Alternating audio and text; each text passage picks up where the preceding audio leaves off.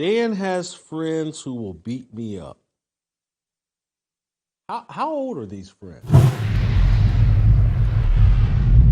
This was, Jason Whitlock was, and I need to be careful here because this is not merely a person I have cared about. This is a person, Jason Whitlock, that as recently a month ago, and he's been slaughtering me and a lot of journalists I care about publicly for a long time.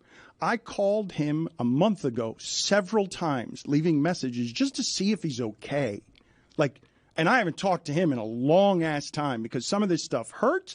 My family knows Jason Whitlock. My brother spent time with Jason Whitlock, and we were friends. And I like to think that whether it's David Sampson or Jason Whitlock or anyone, that I try to see the best in people and that people are flawed and that people are confused. And I don't want to turn this into a defense of Jason Whitlock because he's made me super angry. I've got friends of mine who, if they saw him, they would beat him up in the street. On sight? Yes. Punch him right in the face. Multiple friends I have that are so mad on my behalf at what's happened here when I tried very hard to care for this person. This part you guys will find funny. I'm pretty sure that the reason he turned on me is because of something Stugat said. It ain't anything I've ever said publicly about him. A lot to unpack there. Dan has friends who will beat me up. How old are these friends? Seriously, I mean, Dan's my age, maybe a year younger. How old are these people? Beat me up? How much common sense do these people have? As I think I've shared, I can't remember, but again, I'm 56. I have no interest in fighting, none. Maybe there's other 50s that do, and more power to you. But there's a reason I moved to a red state. You have the right to defend yourself. And as a 56-year-old, again, my fighting days are done. Dan lives in Florida. They got stand your ground. Whoever, maybe I've heard the Mike Ryan guy, the little kid on his show, talk about how he would jump on me and beat me up or whatever. Good luck. And, have at it. I'll be in Florida, I believe, in early February. But that's childish and stupid.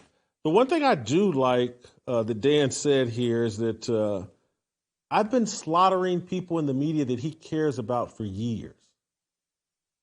And so I like the honesty of that because I have been slaughtering people in the media for years. And Dan can testify.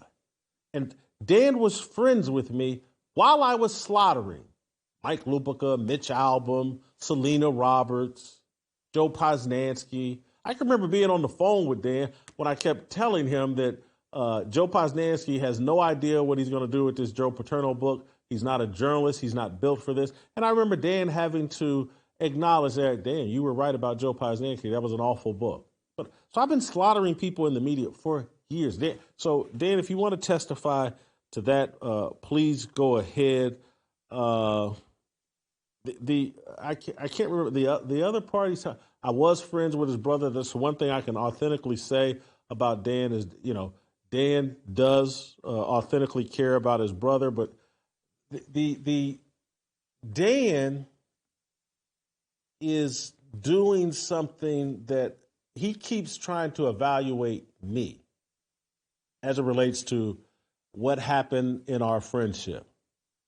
I can't see him, or I haven't heard him, because he's made a lot of public statements and all this other stuff. And someone's going to have to refresh my memory on me slaughtering Dan. I do remember slaughtering him for the way that him and his little minions piled on Michelle Tafoya and called him out for that a year or two ago. I do remember that. But what Dan seems incapable of, at least from a distance, because, again, just like he said, we haven't talked in years, is like, does he ever evaluate himself? Or does he put himself on a pedestal and he's perfect, and he's done nothing wrong, and that seems very important to him to convince himself that he's perfect, he's been the perfect friend, he's done nothing wrong, and Jason Whitlock's just this horrible person that turned on me because, I sat and giggled as Stugotz lied about Colin Cowherd and Jason Whitlock. And that was just I'm not going to get into it and argue it all over air, but, Dan, if you get this clip or one of your minions gives it to you, Dan, there's a mirror that we all have. I stand in front of it every day.